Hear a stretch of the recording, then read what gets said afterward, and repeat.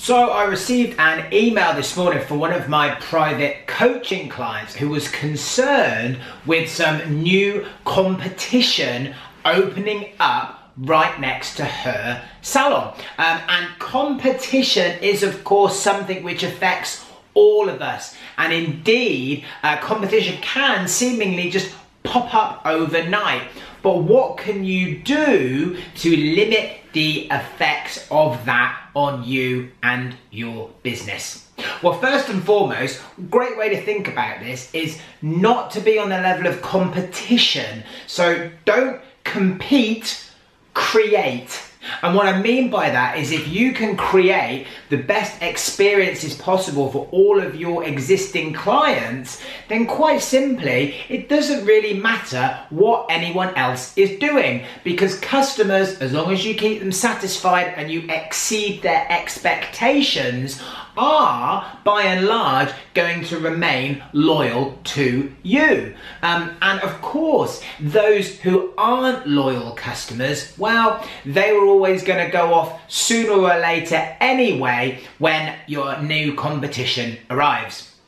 Now, something else which a lot of people tend to do as a bit of a knee-jerk reaction when new competition opens is they panic and they feel that they have to reduce all of their prices or put up some crazy discounts. And of course, this isn't what you want to do.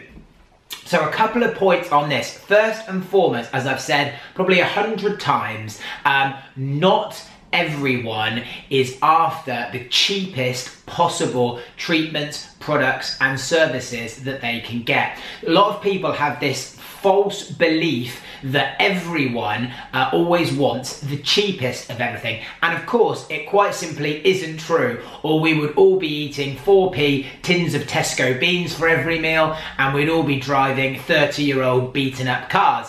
And all you've got to do is take a look out of your window to see that that quite simply isn't the case. So you need a bit of a shift of mindset here. Instead, you should be looking to charge more than your competition, but you should be using that additional price to provide the most exceptional service that you can, and look for ways in that you can truly wow your clients so that they quite simply have to keep coming back time and time and time again. And of course, so they tell all of their friends and bring them with them the next time.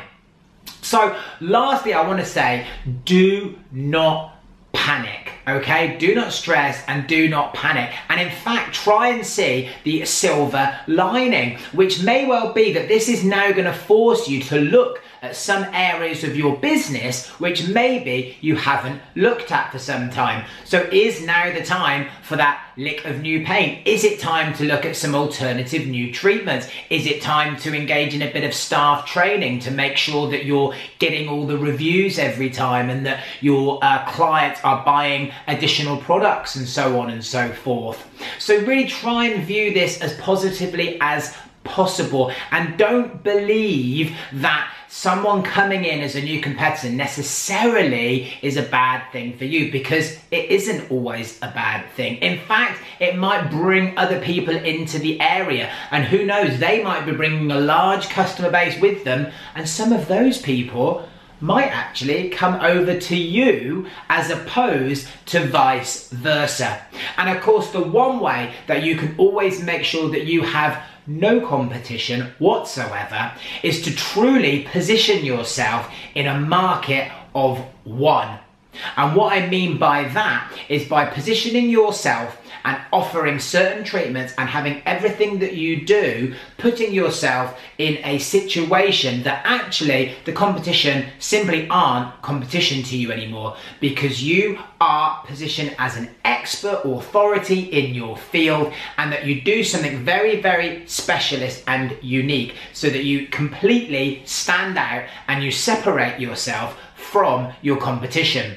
So that might be because you offer the very, very best facials. It might be because your premises are just so outrageously spectacular that quite frankly, no one else comes close.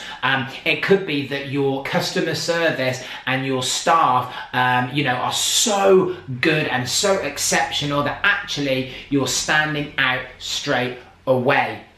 Have a little look at, for example, Harrods, okay? Now they charge way in excess of almost every other store. However, they are completely able to do this, and in fact, their sales continue to grow and grow and grow. And that is because they are in a category of one. They are a super exclusive store, and they position themselves in that way, and everything exudes complete quality and luxury in everything that they do, from their marketing to the appearance, and of course to their pricing as well. Do you think they're worried if a Poundland opens up down the road from them? I don't think so.